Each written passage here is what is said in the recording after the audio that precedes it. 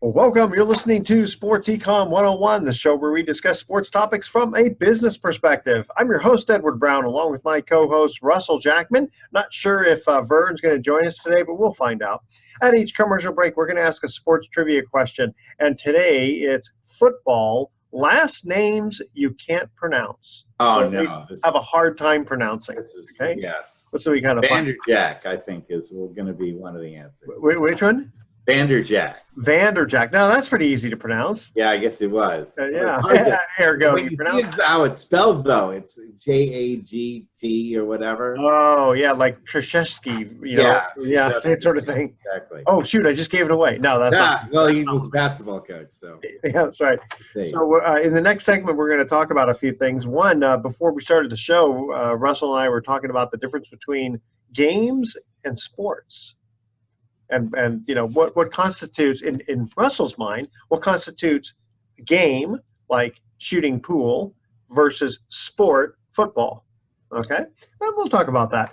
Also, talk a little bit about the UFC, tennis star Djokovic. Oh, man, that's silly. Major League Baseball, huh? Maybe have a season this year. And Carl Crawford being sued because of a 5-year-old drowning in his pool last year. I think it was last year. And just a couple of comments on that. It's like, really? Are you serious? You getting sued for what? You know?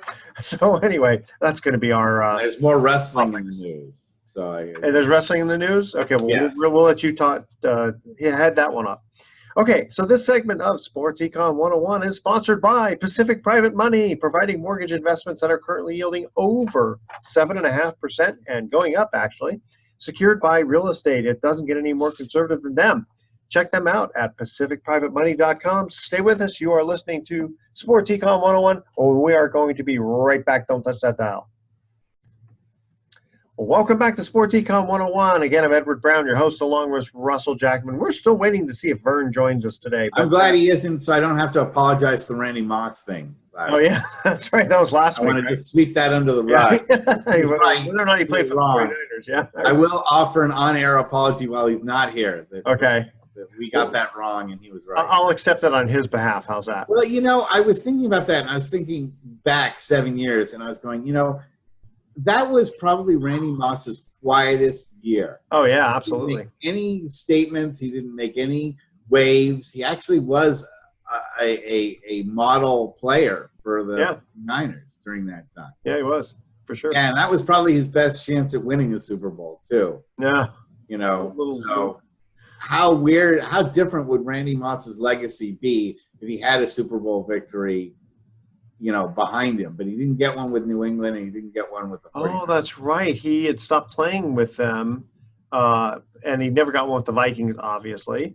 Oh, man, that's too bad because he is the Hall of Fame player, but he doesn't have the ring. Yeah, some of those guys just, you know, it's tough. I mean, I was just reading, you know, Jim Otto, right? He played for the Raiders for so many years, but he missed out on. I mean, he played in the Super Bowl, but you know, just never won that ring.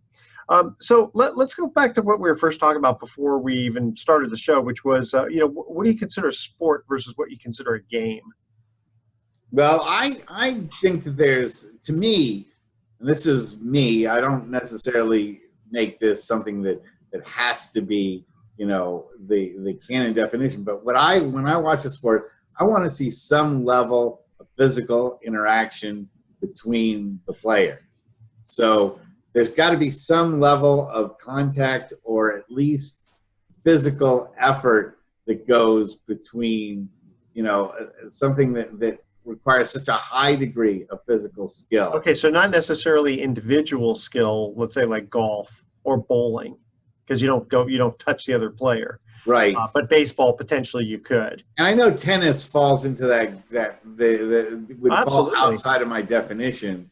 And I would make an exception for tennis being a sport because the players have to be extraordinarily athletic to return the ball and to. Oh yeah, I mean, in golf, it doesn't matter what your opponent does. You're kind of on your own. Same thing in bowling. But tennis, if you're 95 years old, you can be a good golfer, and that to me takes it out of the sport level. If Yeah, you're but you're not 90 gonna, years but you old, you can't can compete bowl. though. You can't compete with the 40-year-olds or the 25-year-olds. I go to Rossmore sometime. Go to Rossmore sometime and see how good you are to some of the 90-year-olds. Well, not They'll- me personally, but you know, listen, they had bowling, they had the senior tour, golf, they have the senior tour, right? Um, Still doesn't mean that they're going to compete Pro against. football doesn't have a senior tour. No, Basketball does not have a senior tour, and baseball doesn't have a senior tour. I think no. For a while, they did have the players come back after they retired, but that proved to be kind of a disaster. It was sort of a fun little. they Like did that in the All-Star game. They did have that Legends game. Yeah, I remember watching, and I think it was George Gervin tore his ACL.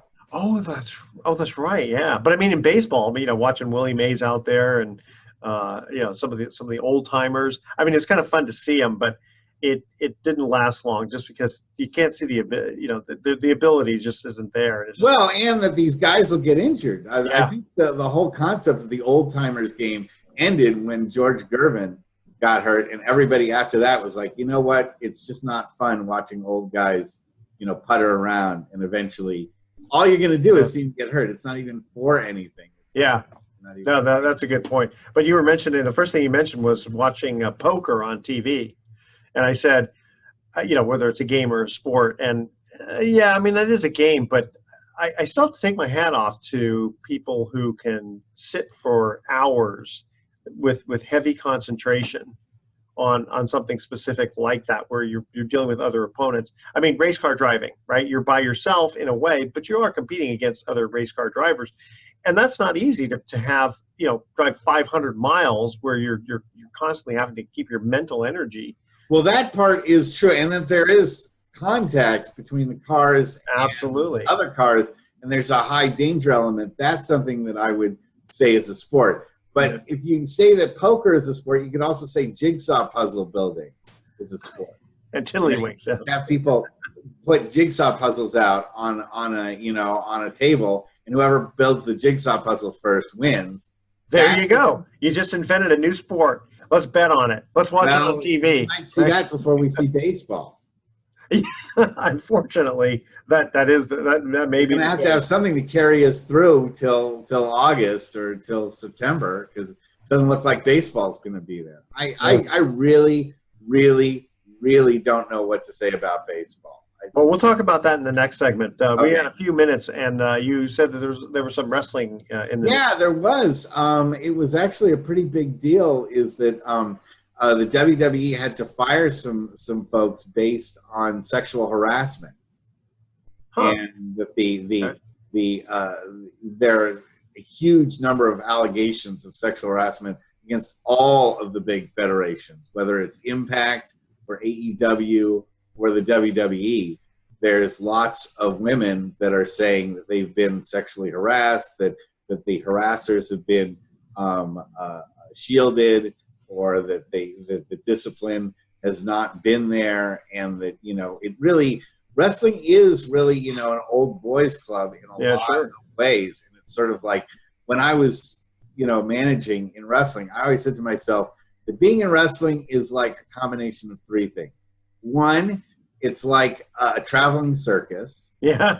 Two, it's kind of like the military in some way.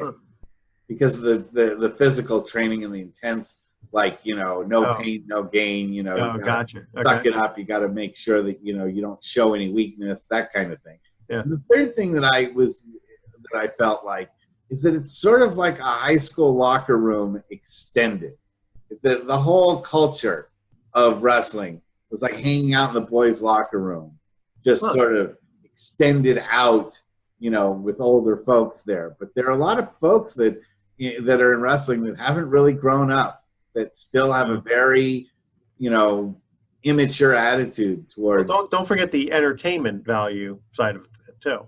Yeah, well, the entertainment side of it keeps people from growing up. I think that Gotcha. People have been so ensconced in the idea that it's entertainment and not a reality type thing. Yeah. They get kind of caught up in their own characters and don't. Well, let me ask you about the sexual harassment. Is it is it the women wrestlers or is it the people behind the scenes? It's both. It's both. Sadly, it's both. Yeah, it's the women from, being ticket counters to being, executives, have all suffered some level of old boys club attitudes, and the boys are there to protect themselves. The fact that they even call themselves boys instead of men has, I think, something to do with it. That there's a certain level where the guys never really grow up, and it didn't come out at during the Me Too movement. It came out now. It's because it takes that long to penetrate the veneer of wrestling. Wow. It takes that long. Wrestling is different than other sports or entertainment forms in that, remember, for many years they had what was called kayfabe, which was the sort of carny language of it's all real, that we believe it's real. Even we have to tell everyone that we believe it's real so that other people will believe it's real. Gotcha. And that sort of created a fantasy world for wrestling that it's never really gotten out of. And I think that's where a lot of this harassment stuff comes from. Gotcha. They feel they create their own universe for themselves. All right. Hey, guys, you and me. Okay, yeah. We're going to cut to Guy. We're going to cut to our first commercial trivia question about football. Last names you can't pronounce. You may know me best from my stellar collegiate career at the University of Washington. I was the 2001 Rose Bowl MVP after I led my team to a 34-24 victory over Drew Brees and Purdue. I was drafted by the Oakland Raiders in the second round of the 2001 NFL Draft. Who am I? All right, that's our question. Stay with us. Sports Econ 101. We'll be right back. Welcome back to Sports Econ 101. Edward Brown here along with Russell Jackman. First trivia question. This is called, the theme is football. Last names you can't pronounce. You may know me best from my stellar collegiate career at the University of Washington. I was the 2001 Rose Bowl MVP after I led my team to a 34-24 victory over Drew Brees and Purdue. I was drafted by the Oakland Raiders in the second round of the 2001 NFL Draft. Who am I? And the answer is Marquise Tuiasosopo. Oh, yeah. Wow. Okay. So now I pronounce Tuiasosopo. So does that mean last names I can pronounce? Yeah, that wasn't too hard. But no, the other two are. All I was thinking of is Gannon. All I could think of. Oh, Gannon. For that time period. That time period. Yeah, but that's easy to pronounce. So that's why. Yeah, I was thinking. What's that? Okay, so we were talking about wrestling, and I want to move on to the UFC because a former presidential candidate, Mr. Yang, I think, said the UFC is exploiting its fighters, and they should be making 3 to 4 times what they currently earn. Also, he said that they should be classified as employees. And I'm kind of wondering, are they allowed to fight anywhere else? Yeah, they're allowed to fight in other feds. Okay, because that would not make them employees from that end of it. If they were only allowed to fight in UFC, then for sure they'd be employees. But, it's like a CPA, right? He's allowed to take on any client he wants and work for anybody he wants. But UFC is becoming sort of the monopoly on UFC fighting. They are slowly moving into becoming. I remember when UFC started, and when it was really truly like a tournament of different martial arts styles. Oh yeah, all fighting against each other. You had sumo guys in the ring, jiu-jitsu, boxers, and so forth. But it turned out that all the other martial arts styles failed, and only the jiu-jitsu guys won. Yeah. And so it's morphed now into just a Brazilian jiu-jitsu fight the whole time.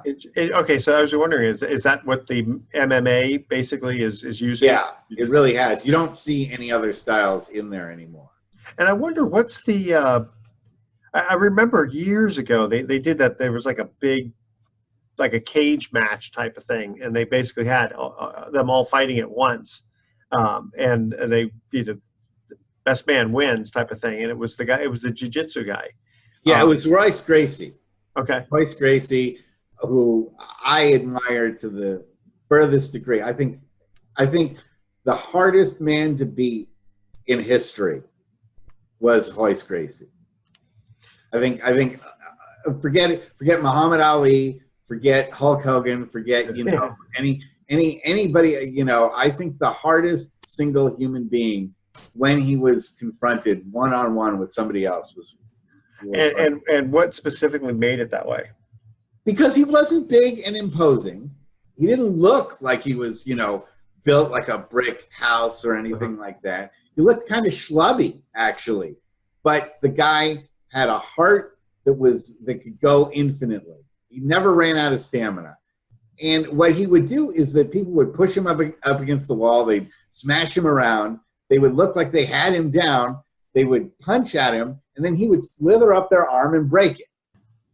He would slither around their knee and make them tap out, because it was like trying to fight muscular silly putty.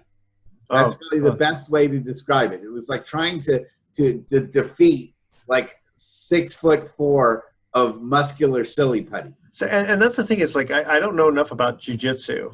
Is it more of a defensive type of? That's all I know about. I studied jiu-jitsu for 5 years. I was practicing to get a brown belt before I got injured. So it's the one martial art I really know a lot about. Okay. There's two types of jiu-jitsu. There's Okinawan jiu-jitsu and there's Brazilian jiu-jitsu. Okay. Brazilian jiu-jitsu was basically created by the Gracies. They took the Okinawan jiu-jitsu, which is similar to judo. Judo involves a lot of throwing, involves a lot of falls, but they combined jiu-jitsu included judo's throws with submission arts, grappling and chokes and arm locks and leg locks as a way to get people to submit. Okay. So, but Hoist added striking to the Brazilian element of it. So jiu-jitsu now encompasses both striking and submission and throws and falling. When I took jiu-jitsu, I didn't learn how to strike for 3 years. They didn't even bother to teach you how to punch or anything like that. But what I did do from the moment I first started jiu-jitsu was learn how to fall. Yeah. Not that I'm an expert at it, having broken my shoulder falling and my hip falling. But neither one of those things was in combat. Both of those things were just me doing just ordinary things. Yeah, but sure. Falling is the thing they teach you how to do from the start. And that's how I was able to get into wrestling, because even before I stepped in a ring, I already was an expert on how to fall and not get injured. At least, I mean, it's sort of like I'm thinking about when you jump out of an airplane with a parachute, and when you land, you're supposed to you have to land a certain way. So you break your legs. Oh yeah. That's why I don't do any. Well, that plus I have an absolute abject fear of falling off of heights. Yeah, you're not the only one. Yeah, I don't do the high board. I don't do. Even though I'm an expert in falling, it's all from a standard height or maybe as high as a human being picking me up and body slamming me. But I got to tell you one thing: if you try going to a wrestling ring and climb up to the third rope, that's a lot higher than you think it is. I can imagine. I mean, that's what, about 4.5 feet? Yeah, more like about 5. Oh, it is about 5 feet? 5 to 6. So looking at you, and you go, oh, well, it's 6 feet. But you go climb up to the top of a ladder. Yeah. Think about jumping off of that. Yeah. And would you do that? No, probably not. Yeah, no, you're absolutely right. It's amazing when just like we have this one stairwell at home. And we have, I had to change this light bulb that I'd never had to change before. And, I had to probably climb up about 10 feet. And it's scary. I gotta say, it's scary. And think about wrestlers that jump that level and then land on solid ground. Yeah. Which they do. Well, the mat got a little cushion to it. Oh, no, you'll see them jump off of the ring, the top rope of the ring, and land outside. Oh, on the cement. Yeah. Oh. And that's the height of the ring post. Oh, yeah, you're right. Ring. So it's more like about 10 feet. Ah, too scary for me. Hey, moving on here. Tennis star Djokovic. Holy crud. He hosted a mini tournament with no social distancing, no masks, and then they went ahead and partied at some bar. And gee, guess what? A lot of people, including he and his wife, got the virus. And tennis is supposed to be the safest possible coronavirus activity, I would think. It's up there with it. If you do it right, there's no physical contact. You know, the actual game itself has no physical contact. I mean, except for you're both touching the ball, but you can wear gloves. That's true. Yeah, and they've also said that surface touching is not one of the ways that the coronavirus now is really spread. It's much more by somebody coughing or breathing on you that makes the virus. But again, when they're all crowded in a bar and all that other stuff, and I'm just wondering, what's the effect that's going to happen, to not only tennis but other sports? Well, I think we're seeing all around the United States that, there was a quote saying that California may be tired of the coronavirus, but the coronavirus is not tired of California. Huh. And so as people, lose their attention span of being locked up and being, quarantined, they are, rubber banding the other way. And so that people are like, well, I haven't gotten together with people in 2-3 months. So now I'm just going to party like crazy. Now that I've been given the green light and everybody is opening up. Now I'm just going to do the opposite. Now I'm going to hang out with people in close proximity. We're not going to wear a mask. We're going to share, drinks together. We're going to, I'll drink from the same beer can. Why does it have to go that to extreme? People are snapping. People are losing they've been under control for so much, and it's sort of like the dieter that, says, I'm done with the diet. So I'm going to, instead of, I'm not going to just eat one cookie to break my diet. I'm going to eat the entire bag. And I got a funny story about that too, that I'm going to 7-Eleven, and I'm going to buy every Twinkie and off the shelf and eat it. The people in America is this way. We're the kind of folks that when we're done starving, when we're done binging, when we're done, we go and we party like crazy to make up for the fact that we spent so much time, being good. We try to balance that out by being just as bad for the same period of time. And well, remind me when we come back from break about my story about my roommate Tim and his healthy eating. Okay. Okay. Here is our second trivia question about Vanderjack, please. No, sorry, no Vanderjack. Hey, it's Uncle Vern who's joining us right. Better late than never. To a break. Man, Uncle Vern, you're coming in right as we're going to a break. So that's my tear-filled apology for the Randy Moss thing last week. I'm not re-apologizing again. You'll have to watch the recording. That's okay. All right, here we go. I was a 3-year starter at defensive end while at Purdue, earning all Big Ten honors during my senior year. The Jacksonville Jaguars selected me in the 3rd round of the NFL draft in 2002. In 2008, I was traded from the Dallas Cowboys to the Miami Dolphins for a 4th round pick. Who am I? And we're talking about football last names that you can't pronounce. Stay with us. Sports Econ 101 will be right back. Welcome back to Sports Econ 101. Again, I'm Edward Brown, your host, along with Russell Jackman, and Vern joins us. How are you?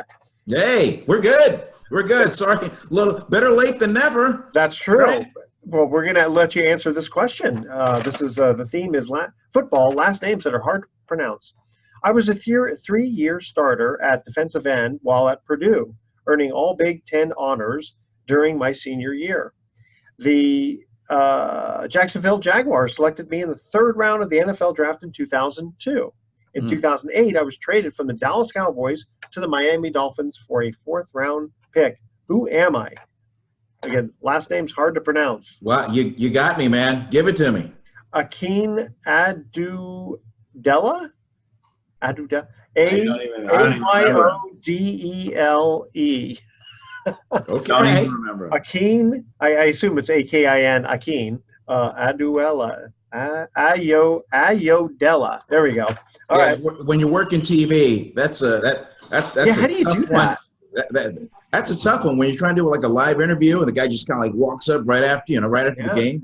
Hey, pal. Unless you practiced it, that's a tough one to get out. Just call him Mr. A. Yeah. Hey, right? Hey, Mr. A. All right. Let's see here. Okay, so before we get into all this good stuff here, really quickly, we're talking just before you came on, Vern, about diets and how people just like quickly binge right afterward. And I had a roommate who had gone on this health binge. I mean, this guy was putting lettuce and celery and carrots and everything you could think of in a blender, and he was drinking this like green juice. And one time he put 200 carrots in there, and he actually literally turned orange, right? So one time I come home, and this was when I was not eating quite as healthy as I do now, which I'm still pretty bad. But I remember going, I'm home from work, and I'm thinking, I remember buying a brand new big box or a big bag of the Chips Ahoy chocolate chip cookies. Remember those? Sure. And I'm looking in the cupboard, and I can't find them anywhere. And I knew that I just bought them the day before. And I look on the couch, and I said, hey, Tim, what's going on? And he is just like, he is in a coma, you know? And I look, and there's the entire bag empty. And this is a big bag. So there must have been 50 cookies in there. Wow. You know? Wow, he ate them all. Wow. He ate them all in one sitting. Wow. Yeah. I live with a guy that ate an entire box of family-size Captain Crunch in one sitting. Wow. Ooh, that would be kind of hard for Captain. I could see maybe Rice Krispies or something. Big old box of Captain Crunch. Ate in a big bowl too. Ate man. Box. And I had a roommate once that was really overweight. He's lost a lot of weight now. He had a lap band put in. But before he had the lap band done, and I swear to God, he would drink an entire gallon of milk per day. Oh, man. Wow. He would he would take the gallon and drink from it as if it were a cup. And it was whole milk, too. And I used to work with a guy at another station who drank 5-6 Coca-Colas a day. After a while, we started calling him Soda. And the nickname stuck. We all call him Soda. Yeah. All right, moving on to sports. Major League Baseball. 6 games to start late July. It's apparently the shortest season since 1868. The commissioner apparently is forcing the issue, and not all the players are on board. Yeah, I don't see this as a resolved issue. I don't think it's a result. You know, by the time this show airs, I mean, we just don't know. I mean, by the time that we're recording it, the players have to decide 2 things. Number one, if they're going to accept the terms of it. Number 2, they all have to agree to a health protocol in order to kind of move forward. And so players can still file a grievance. They can still they can still think, we think there's a lot more money to be had than what the owners are saying. So it's not a slam dunk as we're recording this right now. But by the time it airs, we'll all know. Yeah. I wonder if they could say, well, we understand this year's kind of tough, so can you backload our pay to next year? But not once have you heard any of them saying, boy, our fans, the folks that really love us, what should we do to make them happy? Actually, I did the 11. I did the 5, 6, and the 11 last night, and they did come out with a statement, and they did mention the fans in the statement. So they. I don't know who wrote it. I don't know who crafted it, but they did make sure that the fans were mentioned. They said it, but they don't mean it. They don't mean it because it's not what they're doing. If they cared about the fans, we'd be having baseball to start July. Well, the fans don't write the check, their paycheck. They do. Right? The fans they're a part of it, but it's like when you work for a company, the customers are the ones who feed the company the money, to be able to give the employer to pay, but it's the employers who actually write the checks, right? Well, let's just put the rat on the table. It's all about the money. It is all about money. And that's what makes America really upset right now. Yeah, but Mr. Jackman, if you had a shelf life of a career of 5 years, that's it. 5 years to get in, get what you can, and get out. That's it. Then I can understand kind of where the players are coming from. The owners, the appreciation, the value of the teams that they own just skyrocket year per year. I mean, it could be 20 years down the line, and these teams they own are worth billions. I mean, that money is just coming in. But the gladiators, shelf life, 5 years. Well, yeah, I think that the owners are the ones that look worse in this situation. They look worse than the players. But there's always that mentality, and something you missed in our discussion earlier was the difference between a game and a sport. But I think a lot of folks still in their mind feel, these folks are getting paid millions of dollars to play a game, and that is always, whereas owners, they have to manage a business. They're doing something that is of higher, Well, remember, not all the players are like Ernie Banks. Hey, let's play too, right? And didn't Will Clark say, man, I play for, of course he said this, I don't know if he'd mean it. Yeah, I play for free. I've been waiting for all this all my life. Yeah. Yeah. But nobody sits there and says, I could be an owner. But a lot of people say, oh yeah, well, I could play baseball too. If you gave me millions of dollars, put a bat in my hand. I want to do. I mean, I've always wanted to do that, but I didn't have the talent to do it or the stamina. But everybody imagines that they could, whereas nobody puts themselves in an owner's position. Yeah, that's right. Oh, I'd love to be an owner sometime and have to write checks to all these folks. Man, I couldn't do it. I couldn't write those checks. No, I just could not, man. I know. That's why I think about that too, where it's like these guys. In fact, it's really funny. A friend of mine, I may have mentioned this many years ago, but he's like a cousin, and he worked for a company where they did these huge merger and acquisitions, and he was representing the buyer of some kind of a biotech company, and they're doing this negotiation, and then finally he pulls his client aside where no one can hear, and he said, "Stop being so cheap and add an extra $100 million to your offer." And when you're talking, tens of billions of dollars, that's only 1% to 2%. An extra $100 million. Yeah. Wow. Moving on here, because I have one more thing to cover here. So Carl Crawford, remember he used to play for the Dodgers, right? Mm-hmm. I think it was last year or the year before, an unfortunate incident where there was a child who died drowning in his pool, and apparently a lady who even tried to save the child, she drowned too. So I don't know, it must have been a crazy pool. It's a hell of a pool, yeah. But here's the very odd part. The father is seeking compensation for maintenance he would have received from his son had he lived. And I'm thinking, wait a minute, are you saying that as soon as your kid is 18 or whatever, then you're going to stop working, your kid's going to end up supporting you, and you're suing for that? I mean, I understand the emotional distress, and that's the pain and suffering of losing a child. Awful, absolutely awful. But I'm thinking, how do you sue for the fact that, well, one day this kid was going to support me? I mean, he's 5 years old. Well, as the lawyer out of the group, I'll say that when you are suing for personal injury, the concept is that you load your shotgun up with nails and dynamite, and then you pull the trigger, and whatever gets caught in the crossfire is the money that you get. So well, yeah, because you can't later on say, oh, by the way, I forgot to add this to the equation. Right. But that looks, but that shotgun. I mean, that's kind of ridiculous, though. I mean, well, that gives them a negotiating element that they can work on. So in other words, they give up that demand for being paid for the future. Yeah, but doesn't that make them look bad, though? I mean, at some point, wouldn't you look really silly in front of a jury or a judge where they would? It's going to settle. I guarantee you, it's not going to go to court. Well, no, he's probably got homeowners insurance that covers. Yeah, it's all these sort of things settle. So you start high and you throw everything in to begin with on the high end, because that allows you to then negotiate it down, and you can say, oh, well, I'm getting rid of this demand and I'm getting rid of that demand.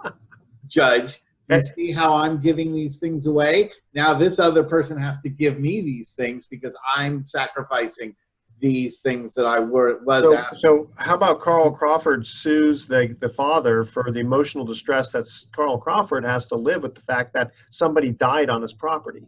Yeah. Right? Yeah, but it's all a strategic thing, and it's a lot of it. But what about responsibility? I mean, whenever I brought my kids over to somebody who had a pool, I watched my kids. I didn't put it on somebody else to watch my kids. That's why your kids are still alive. Yeah, but it's called being a responsible parent. I mean, especially Vern, you have kids who swim.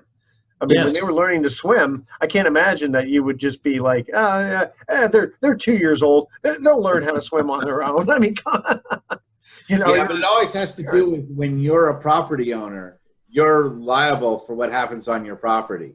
Mm. Yeah, but isn't there's got to be some like negligence? I mean, I understand about like not covering your pool and neighbor kid just walks in, climbs the fence and jumps over, which is still a little ridiculous, but still. This is talking about like an open party where there's everybody there. I mean, one expects a parent to watch his or her own kid. Wouldn't you say? Well, you would think. You would think, yeah. That's probably what the case will be centered about. Was it the parent's responsibility?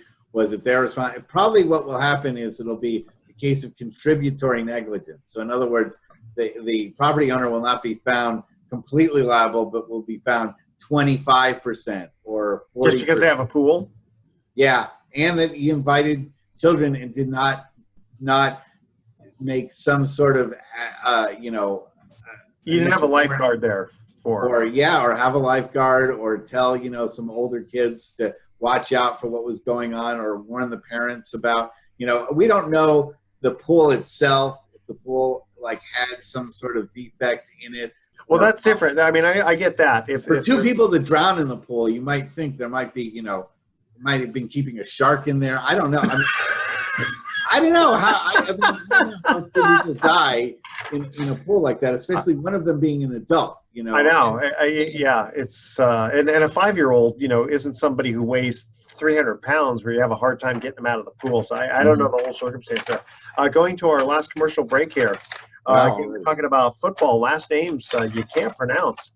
I ended my college career at Oregon State, where I played with my future NFL teammate, Chad Ochocinco Johnson. Chad and I were both drafted in 2001 by the Cincinnati Bengals, although he went in round 2 and I fell to round 7. Who am I? So What position? You know what? Ooh, I didn't look that up. Sorry. Oh. But it's a hard name to pronounce. Okay, that's our main theme. All right, another Polynesian. Sports Econ 101 will be right back with some closing comments. Welcome back to Sports Econ 101. Last time for today, I'm Edward Brown, your host, along with Vern Glenn and Russell Jackman. Third trivia question, kind of a tough one. I ended my college career at Oregon State, where I played with my future NFL teammate, Chad Ochocinco Johnson. Chad and I were both drafted in 2001 by the Cincinnati Bengals, although he went in round 2 and I fell to round 7. Who am I? Hard one here. No idea. Okay, I'm going to try to pronounce this Going one. back with Vanderjack. No Vanderjack here. Okay. Can you pronounce it like phonetically? Can you? Did you write that out? I'm going to try. Okay, T.J. Hushmanzada. TJ. It's TJ Hushmanzada. There you go. Yeah. He was a tight end. Tight end. Yeah. I thought he was kind of a big guy, wasn't he? Oh yeah. He's a very good productive player. Yeah. Okay, and I remember him. He was a good third down guy. Yeah, when you're that big, that's your best position is for third down.